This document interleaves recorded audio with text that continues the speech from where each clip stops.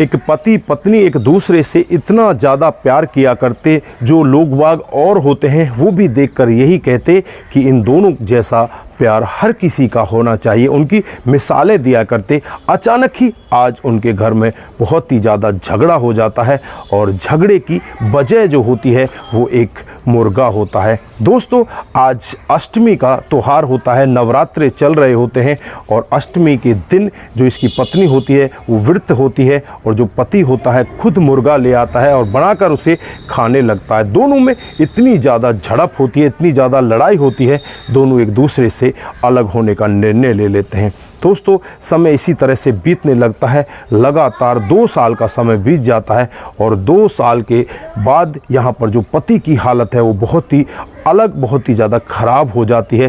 दोस्तों, पत्नी जब यहाँ पर उससे मिलने के लिए आती है, आज वो खुद उसके लिए मुर्गा बना कर लाती है, लेकिन आज वो उस मुर्गे को खाने की हालत में नहीं होता। दोस्तों, क्या हुआ था, क्या था इनके पूरे जीवन का वाक़या? अगर आप भी पूरी कहानी के बारे में जानना चाहते हैं तो वीडियो को ज़रा सी भी स्किप ना करें। दोस्तों, बड़ी ही रोचक कहानी है, लास्ट तक वीडियो को ज़रूर देखें। दोस्तों, आगे बढ़ने से पहले हमारी वही रिक्वेस्ट की जो हमारे चैनल के साथ नए हैं, कृपया करके चैनल को फॉलो कर लें, बेल आइकन को ज़रूर प्रेस करें। नमस्कार, जय हिंद। आप देख रहे हैं APH न्यूज़ राहुल रावत के साथ। तो दोस्तों, आज की जो हकीकत की कहानी आप लोगों को बताने जा रहा हूं, उत्तर प्रदेश के लखीमपुर खीरी की ये हकीकत की घटना है। यहाँ पर सगुन नाम की एक लड़की, जिसकी शादी एक सुरेश नाम के लड़के के साथ में हो जाती है। जो सुरेश होता है वो एक पिकअप ड्राइवर होता है, वो पिकअप चलाया करता, उसी से उसका कामकाज चला करता। दोनों अपने घर में बड़े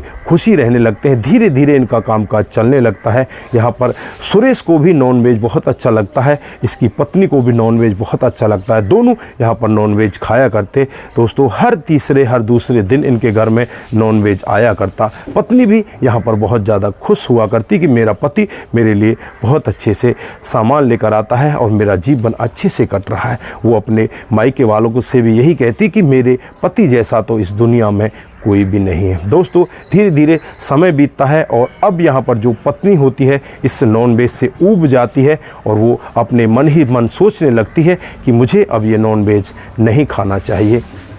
यहाँ पर वो अपने पति से भी मना करती है कि अब तुम इस नॉनवेज को छोड़ दो, इसको कम कर दो, हर दिन नॉनवेज मत खाया करो। यहाँ पर पति जो होता है वो कहने लगता है कि ऐसा कुछ नहीं है, मेरी इसमें आदत बन चुकी है, मुझे ये हर दूसरे तीसरे दिन चाहिए, क्योंकि मैं दिन भर थका हारा होता हूँ और शाम को अगर कुछ खा लेता हूँ तो मेरी जो तबीयत है वो ठीक ठाक रहती है। मुझे इसकी बस आदत लग चुकी है, मैं इसके बगैर रह ही नहीं सकता। दोस्तों, फिर यहाँ पर पत्नी अपने मन ही मन सोचने लगती है कि तेरा पति तो तेरी बातों को मानता नहीं। फिर वो किसी अपनी सहेली से बातचीत करती है। जो उसकी सहेली होती है उसको एक ऐसा वाक्य बताती है कि अगर तुम इस तरह से करोगी तो शायद तुम्हारा पति मान जाए। दोस्तों, उसके बाद उसकी सहेली उससे कहती है कि तुम्हें नवरात्रों का व्रत रखना चाहिए और व्रत में ये तुम्हारे जो पति हैं इस तरह का वाक्य नहीं करेंगे, ये 9 दिन के लिए तुम मान ही जाएंगे। उसके बाद यहाँ पर पत्नी व्रत रखती है और यहाँ पर जो समय है धीरे धीरे आगे बढ़ने लगता है।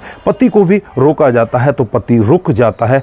लगभग 5-6 दिन का समय बीत जाता है और अष्टमी आ जाती है। जब अष्टमी को यहाँ पर सुरेश का एक दोस्त होता है, उससे कहने लगता है यार काफ़ी दिन हो गए नॉनवेज खाए, आज नॉनवेज खा लेते हैं। तो यहाँ पर जो सुरेश होता है उससे साफ मना कर देता है कि मैं आज नॉनवेज नहीं खा सकता, क्योंकि मेरी पत्नी का व्रत है और मैं घर में खाकर जा भी नहीं सकता, क्योंकि वहाँ पर ये सब अलाउड नहीं है। दोस्तों, यहाँ पर जो उसका दोस्त होता है उससे बुरा भला कहने लगता है और कहने लगता है कि तुम तो पत्नी के गुलाम हो चुके हो, तुम तो अपनी पत्नी की सारी बातें मानते हो, उसने तेरे से कह दिया कि तुझे नहीं खाना तो तू मान गया, तू ऐसा कैसे हो गया। इस यहाँ पर जो सुरेश होता है उसके मन में भी कुछ अलग भावनाएं चलने लगती हैं। उसे भी लगने लगता है कि शायद तेरे साथ में कुछ गलत हो। उसके बाद वो चुपके से बाज़ार जाता है और बाज़ार से मुर्गा ले आता है और मुर्गा लाकर अपने घर के पीछे की तरफ वो पकाने लगता है और जब उसे पकाकर वो खा रहा होता है तभी वहाँ पर उसकी पत्नी आ जाती है। जब पत्नी ये पूरा वाक़या देखती है तो उसे बहुत ही ज़्यादा गुस्सा आता है और गुस्से में उससे बुरा भला कहने लगती है। यहाँ पर सुरेश भी उसकी बातों को सुनता है। सुरेश भी उसे धमकाता है और धमकाते हुए कहता है कि मैं तो ऐसा ही करूँगा जैसा मेरा मन कर रहा है। दोस्तों उसके बाद यहाँ पर जो पत्नी होती है अपने भैया को बुला लेती है, और जब उसका भैया वहाँ पर आता है तो भैया के साथ भी यहाँ पर कुछ हाथापाई होने लगती है। भैया अपनी बहन को लेकर जाने लगता है तो सुरेश उसे रोकने का यत्न करता है। तो यहाँ पर भैया तुरंत ही पुलिस को खबर कर देता। पुलिस मौके पर पहुँच जाती है और पुलिस यहाँ पर सुरेश को ही समझा कर जाती है, अगर तुम नवरात्रों में ऐसा काम नहीं करते तो तुम्हारा क्या बिगड़ जाता, तुम चुपचाप भी तो रह सकते थे, 1-2 दिन की ही तो बात थी, उसके बाद तुम कुछ भी करते। तो यहाँ पर वो समझ जाते हैं, लेकिन यहाँ पर जो पत्नी होती है उसका दिमाग अलग ही चलने लगता है और वो अपने भैया के साथ अपने मायके में चली जाती है। दोस्तों वो उधर रहने लगती है, यहाँ पर जो सुरेश होता है ये अपने घर पर रहने लगता है। धीरे धीरे इसी तरह से समय बीतता रहता है। लगभग 2 साल का समय बीत जाता है और 2 साल के बाद सगुन को पता चलता है कि सुरेश की तबीयत बहुत ही ज़्यादा खराब हो चुकी है।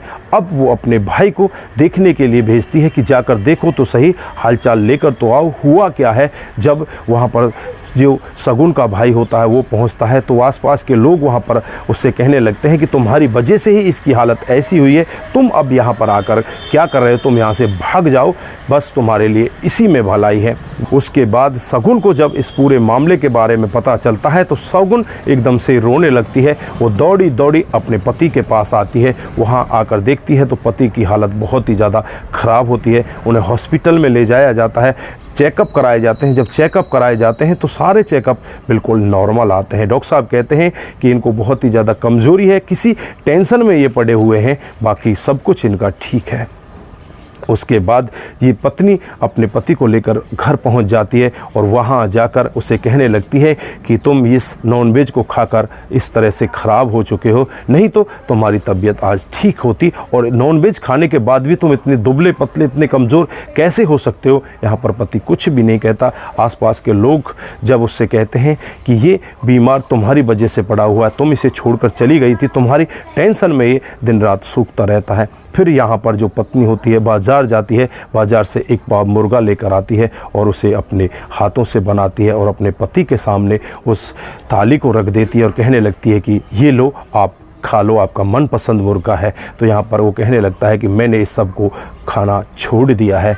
तो यहाँ पर उसके मुंह की तरफ पत्नी देखने लगती है और कहती है कि तुम क्या कह रहे हो। तो यहाँ पर वो कहता है कि मैं सही कह रहा हूँ, जिस दिन से तुम मुझे छोड़ कर गई थी मैं उसी दिन से ये सब छोड़ चुका हूँ और अब मैं ये कुछ भी नहीं खाता। दोस्तों यहाँ पर पत्नी की आंखों में भी आंसू आ जाते हैं, रोते हुए कहने लगती है कि मुझे नहीं पता था कि तुम मुझसे इतना प्यार करते हो, मैं तुम्हें छोड़कर कभी भी नहीं जाती। अगर मुझे पता होता कि तुम मेरे बगैर नहीं रह पाओगे तो मैं तुम्हें कभी भी अपने से जुदा नहीं करती।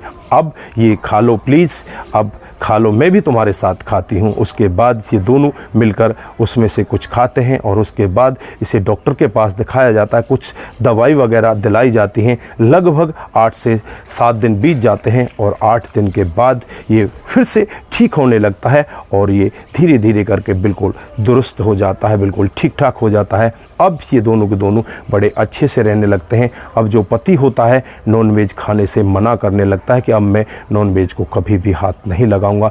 पत्नी भी यहाँ पर कहती है कि आपने बहुत ही अच्छा किया, घी दूध खाकर भी हम ताकत ले सकते हैं, ज़रूरी नहीं है कि नॉनवेज में ही वो ताकत होती है। दोस्तों आज वो पति बिल्कुल नॉनवेज खाने से परहेज कर देता है। पत्नी भी उसके इस फैसले से बहुत ही ज़्यादा खुश होती है। दोनों खुशी खुशी अपने जीवन को बिताने लगते हैं। दोस्तों उनका जीवन उस दिन के बाद से बहुत ही अच्छे तरीके से बीतने लगता है और आज वो बिल्कुल सुखी परिवार है और बहुत ही अच्छे से उनका जीवन चल रहा है। तो दोस्तों ये रही आज की हकीकत की कहानी। आप लोगों को कैसी लगी? अगर आपको ज़रा सी भी प्रभावित करती है तो दोस्तों के साथ ज़रूर शेयर करके जाएं। तो दोस्तों आज के लिए बस इतना ही, फिर मिलते हैं किसी नए मोड के साथ। तब तक के लिए आप अपना ख्याल रखें, परिवार का ख्याल रखें, सतर्क रहें, सावधान रहें। नमस्कार, जय हिंद।